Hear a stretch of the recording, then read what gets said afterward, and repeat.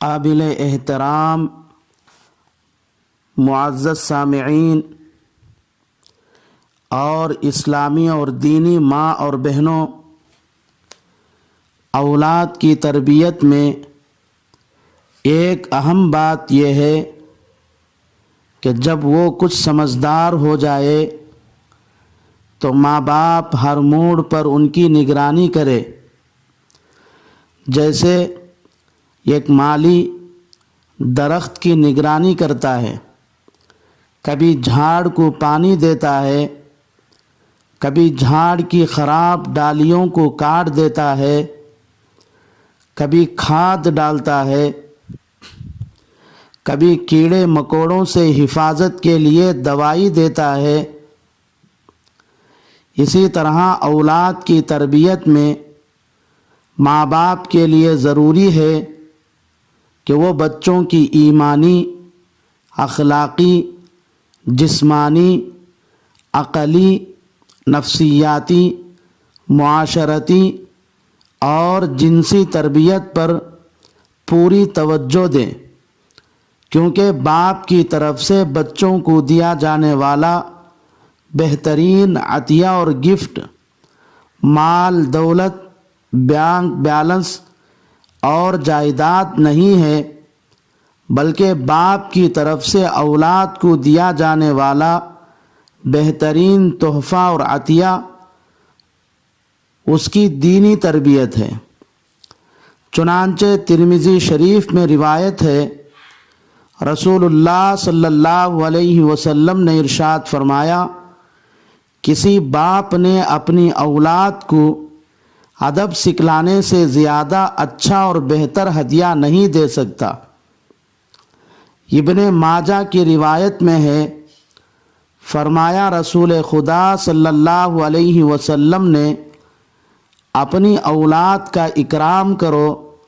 اور ان کو اچھی تربیت دو۔ بیہقی کی روایت میں رسول اللہ صلی اللہ علیہ وسلم کا یہ ارشاد گرامی منقول ہے کہ باپ پر بچے کا یہ حق ہے کہ اس کی اچھی تربیت کرے، اس کا نام اچھا رکھے۔ اس روایت سے معلوم ہوتا ہے کہ اچھی تربیت اولاد کا حق ہے، لیکن افسوس کی بات ہے کہ بہت سے ماں باپ یا تو اس حق سے واقف ہی نہیں ہیں یا اس حق کو ادا کرنے کی طرف توجہ ہی نہیں دیتے۔ جہالت اور دین علم سے دوری کی بنا پر اکثر ماں باپ اولاد کی اچھی تربیت اور پرورش صرف اس کو سمجھتے ہیں کہ بچوں کو قیمتی کپڑے خرید کر دے، مزیدار غذائیں کھلائے اور نامور اسکول یا کالج میں داخلہ دلا دیا جائے۔ اس کے لیے چاہے کتنی ہی محنت کرنی پڑے، بڑے خوش دلی سے برداشت کرتے ہیں، مگر اچھے کپڑے خرید کر دینے میں یہ نہیں سوچتے کہ ان بچوں کے لیے ان کپڑوں کا پہننا اسلامی نقطۂ نظر سے جائز ہے یا ناجائز۔ مزیدار چیزیں کھلانے میں اس کا خیال نہیں کرتے کہ یہ چیزیں ان بچوں کی صحت کے لیے مفید ہیں یا مضر۔ نامور اسکول یا کالج میں داخلہ دلانے کے بعد اس کی تحقیق نہیں کرتے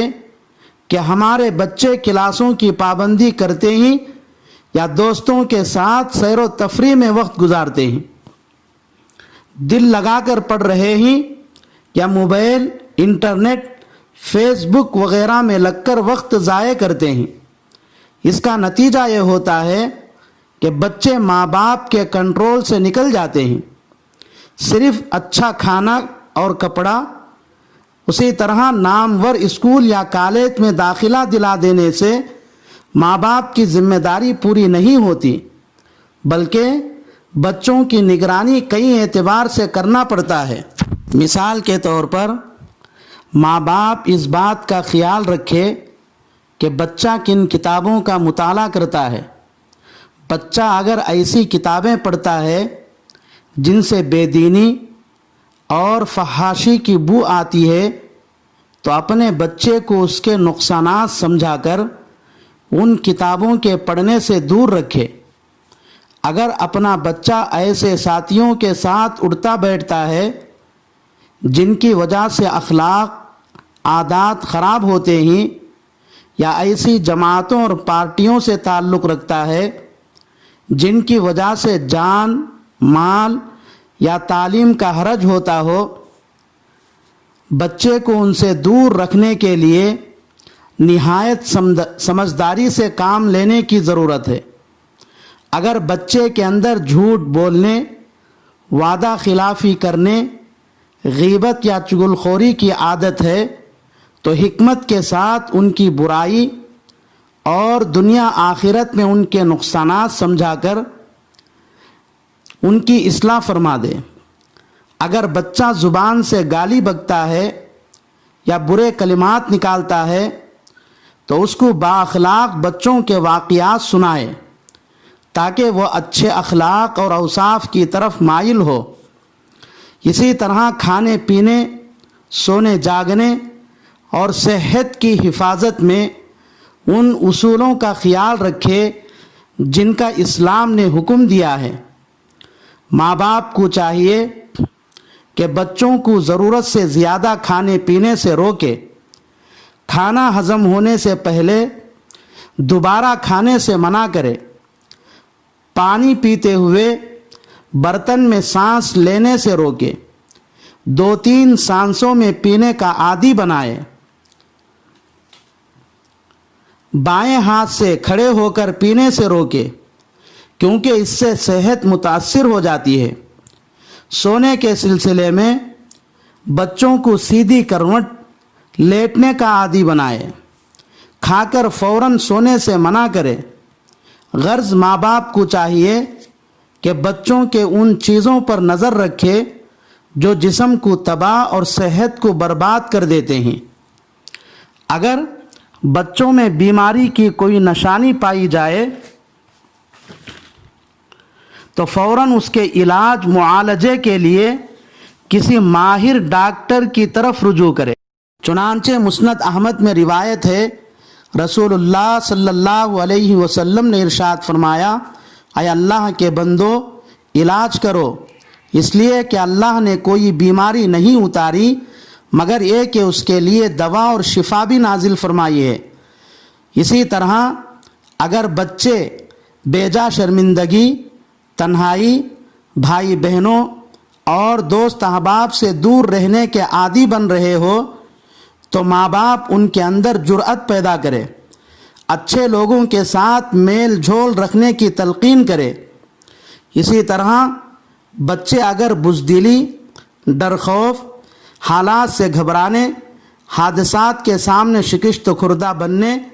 اور مشکلات سے بھاگنے کا عادی بن رہے ہو